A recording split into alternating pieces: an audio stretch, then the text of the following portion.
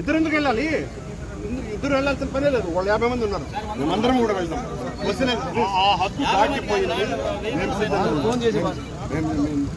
వాళ్ళు రమ్మన్నారు, మేము వెళ్తాం.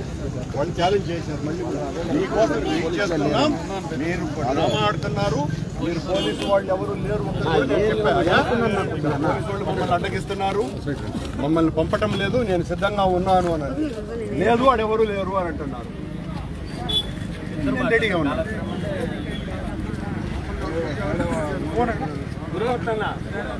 పొలం మీతో కలిసి